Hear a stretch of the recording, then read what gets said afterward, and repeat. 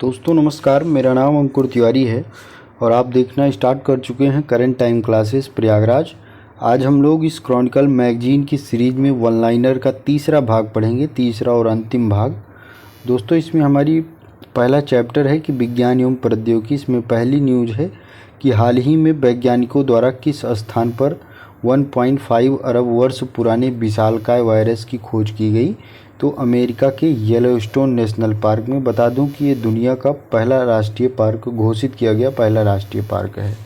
आगे बात करें, हाल ही में डेंगू के लिए एक नए टीके के लिए WHO से जो है प्री क्वालिफिकेशन प्राप्त हुआ है। इसका नाम है TAK-003, नाम याद रखिएगा। डेंगू का टीका है, ये भी याद रखिएगा। अगली न्यूज़ है कि इसरो ने एडिटिव मैन्युफैक्चरिंग प्रौद्योगिकी के माध्यम से निर्मित एक तरल रॉकेट इंजन का सफलतापूर्वक परीक्षण कहाँ किया है। तो तमिलनाडु के महेंद्रगिरी में इसरो प्रोपल्सन कॉम्प्लेक्स में इसका उद्घाटन किया गया है। दोस्तों आगे बढ़ें तो अगली न्यूज़ है कि फसलों को खराब करने वाले कीटों से निपटने के लिए एक नए कीटनाशक एफिकॉन नाम है को किसने लॉन्च करने की घोषणा की है। तो वैश्विक रासायनिक समाधान फर्म यानी कि BASF ने इसे लॉन्च करने की घोषणा की है। अब अगला टॉपिक है दोस्तों हमारा पर्यावरण एवं पारिस्थितिकी। इसका पहला न्यूज है कि 17 मई को राष्ट्रीय लुप्तप्राय प्रजाति दिवस की किस थीम के साथ मनाया गया। तो प्रजातियों को बचाने का जश्न मनाएं, ऐसी थीम बनाई गई। आगे देखें, अगली न्यूज है कि 16 मई को किस मंत्रालय ने स्वच्छता और पर्यावरणीय स्थिरता को बढ़ावा देने के लिए विज्ञान भवन नई दिल्ली में स्वच्छता पखवाड़े का शुभारंभ किया। तो पूर्वोत्तर क्षेत्र विकास मंत्रालय ने जो है इसका शुभारंभ किया है। 8 मई को सरकार द्वारा कहां पर ग्रीन हाइड्रोजन में गुणवत्ता नियंत्रण मानक और परीक्षण सुविधा पर एक दिवसीय कार्यशाला का आयोजन किया गया। तो सुषमा स्वराज भवन नई दिल्ली में इसका जो है आयोजन किया गया। दोस्तों आगे बढ़ें तो अगली न्यूज है कि आधुनिक इतिहास में संभवतः अपने सभी ग्लेशियर खोने वाला देश कौन बन गया है। तो ऐसा देश वेनेजुएला बन गया है। असम राज्य के जीव विज्ञानी डॉक्टर पूर्णिमा देवी बर्मन को लुप्त प्राय ग्रेटर एडजुटेंट स्टार्क और उसके आर्द्रभूमि निवास स्थान के संरक्षण प्रयासों के लिए व्हिटली फंड फॉर नेचर द्वारा किस पुरस्कार से सम्मानित किया गया है। तो व्हिटली गोल्ड अवार्ड इन्हें दिया गया है।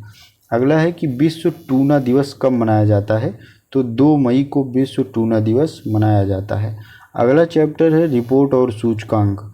इसमें पहली न्यूज है कि विश्व आर्थिक मंच द्वारा 21 मई को जारी यात्रा एवं पर्यटन विकास सूचकांक 2024 में भारत का स्थान क्या रहा। तो 39वां स्थान रहा भारत का। अगली न्यूज है कि संयुक्त राष्ट्र द्वारा जारी विश्व आर्थिक स्थिति एवं संभावनाओं रिपोर्ट के अनुसार भारत की अर्थव्यवस्था 2024 में कितना बढ़ने का अनुमान जो है बताया गया है। तो 6.9% का अनुमान लगाया गया है।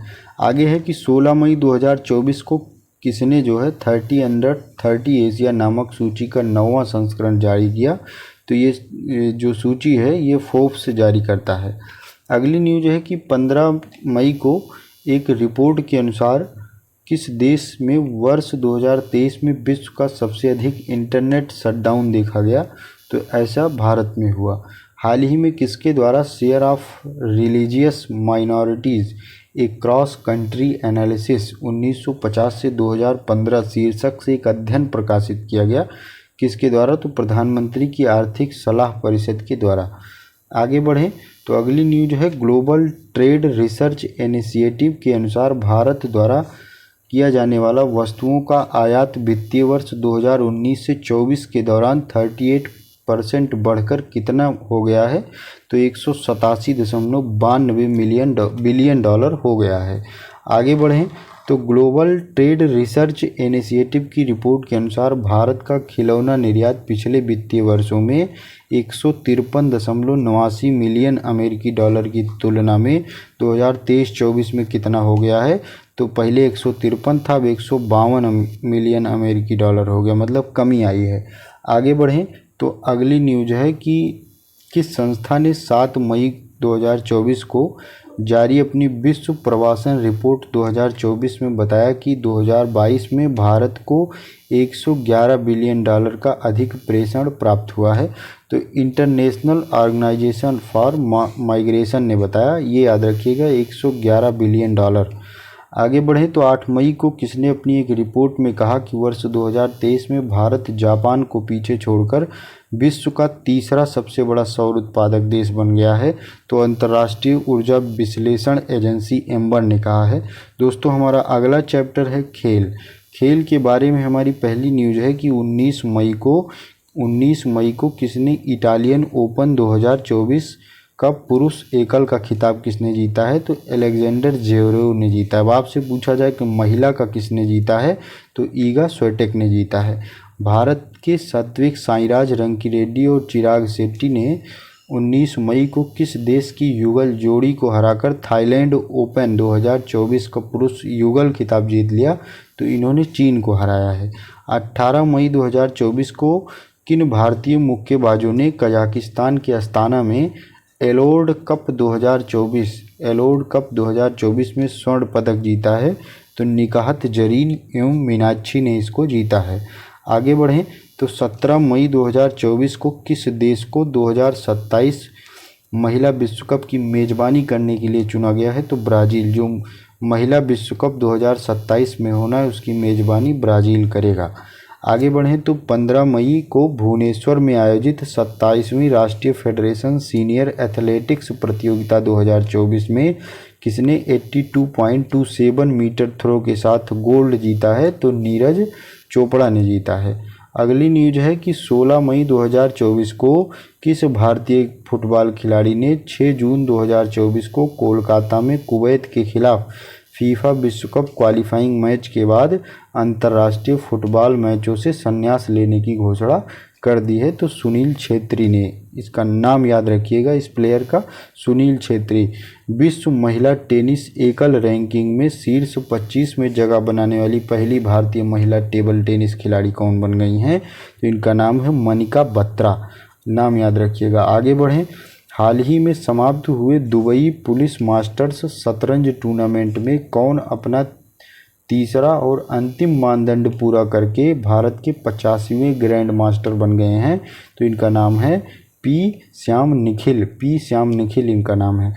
हाल ही में कौन एशियाई ट्रैम्पोलिन जिम्नास्टिक चैंपियनशिप में पदक जीतने वाली पहली भारतीय बन गई हैं? तो इनका नाम है सृष्टि खंडागले। अगली न्यूज है कि 6वीं एशियाई ट्रैम्पोलिन जिम्नास्टिक चैंपियनशिप का आयोजन कहाँ किया गया? तो इसका आयोजन हांगकांग चीन में किया गया। हाल ही में 2024 पेरिस ओलंपिक के लिए क्वालिफाई करने वाले पहले भारतीय पुरुष पहलवान कौन बन गए हैं? तो इनका नाम अमन सहरावत है। अगली न्यूज है कि 11 मई को किस देश ने मलेशिया के इपोह में पाकिस्तान को हराकर सुल्तान अजलान शाह कप 2024 का खिताब जीत लिया? तो जापान ने जीता है। सुल्तान अजलान शाह कप का खिताब किसके पास है? जापान के पास है। किसे हराया? पाकिस्तान को हराया। आयोजन मलेशिया के इपोह में हुआ था। अगली न्यूज है कि यूनाइटेड वर्ल्ड रेसलिंग ने किस ओलंपिक पदक विजेता पहलवान को 31 दिसंबर 2024 तक के लिए निलंबित कर दिया है? तो बजरंग पूनिया, यानी अब ये 2025 में खेलेंगे। अगली न्यूज है कि युवा मामले एवं खेल मंत्रालय के धावक ज्योति याराजी और लंबी कूद एथलीट शैली सिंह को किस अंतर्राष्ट्रीय खेल के लिए क्वालिफाई करने के तहत कई प्रतियोगिताओं में भाग लेने के प्रस्ताव को मंजूरी दे दी है? तो ये पेरिस ओलंपिक में जाने का प्रस्ताव इन दोनों लोगों को हो गया है। दोस्तों यहीं पर हमारा वीडियो समाप्त होता है। ज़रा सा भी आपके लिए इन्फॉर्मेटिव रहा हो तो वीडियो को लाइक करिएगा, चैनल को सब्सक्राइब करिएगा। वीडियो पूरा देखने के लिए बहुत बहुत धन्यवाद। जय हिंद, जय भारत।